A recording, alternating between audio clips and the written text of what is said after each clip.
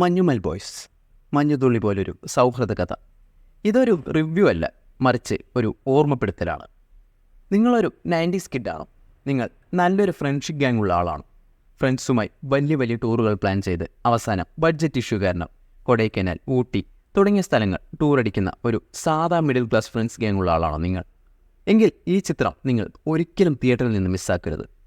ഒരു theatre kill experience എന്നതിനുപരി ഈ cinema നിങ്ങൾക്ക് തരുന്നൊരു നൊസ്റ്റാൾജിക് എക്സ്പീരിയൻസ്. അത് പറഞ്ഞറിയിക്കാൻ പറ്റുന്നതിലും അപ്പുറമാണ്. അതും അന്നത്തെ 90s കിഡ്സ് ഇന്ന് വളർന്ന് കുടുംബവും പ്രാരാബ്ദങ്ങളുമായി വേറൊരു ജീവിത രീതിയിൽ പോയിക്കൊണ്ടിരിക്കുന്നവരാണെങ്കിൽ ഈ സിനിമ നിങ്ങളെ കണ്ണ് നനയിപ്പിക്കുമെന്നത് തീർച്ച. അവർക്ക് ഈ സിനിമ മറ്റുള്ളവരെക്കാൾ കൂടുതൽ കണക്റ്റ് ആവും.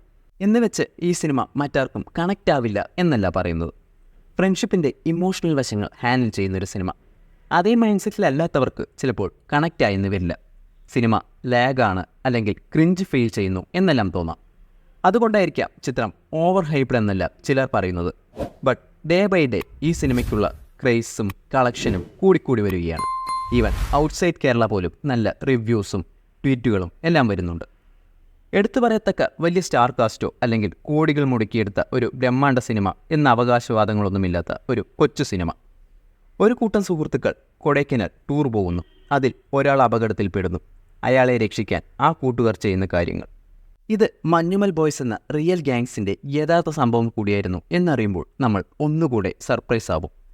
ശ്രീനാഥ് ബാസിയും സൗബിനും ബാലു വർഗീസും ഗണപതിയും ലാൽ ജൂനിയറും പിന്നെ സലീമേട്ടൻ്റെ മകൻ ചന്തുവും അങ്ങനെ കുറേ പേർ.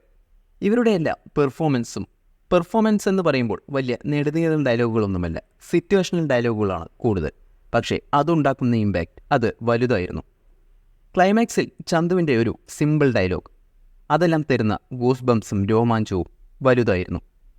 അതുപോലെ തന്നെ ഖാലിദ് റഹ്മാൻ, ഉണ്ട, തല്ലുമാല, അനുരാഗ് കരിക്കിൻ വെള്ളം തുടങ്ങിയ ഹിറ്റ് സിനിമകളുടെയൊക്കെ സംവിധായകൻ. പല പ്രശസ്ത റിവ്യൂവേഴ്സും പേരറിയില്ല എന്ന് പറയുകയും വണ്ടി ഓടിച്ചിരുന്ന ചേട്ടൻ എന്നുമെല്ലാം പറഞ്ഞ വ്യക്തി. അദ്ദേഹത്തിൻ്റെ ഇതിലെ പെർഫോമൻസ്, ചില ഡയലോഗുകളുമുണ്ട്, നമ്മളെ അങ്ങ് കോരിത്തെറിപ്പിക്കും. പിന്നെ ഇതിലെ സുഷിൻ ശ്യാമിൻ്റെ മ്യൂസിക്കും റാപ്പർ വേഡൻ്റെ സോങ്സുമെല്ലാം അതിഗംഭീരമായിരുന്നു. അതിലും എടുത്തു പറയേണ്ടത് കമലഹാസൻ്റെ കൺമണി അൻപോട് കാതലിൻ എന്ന സോങ്.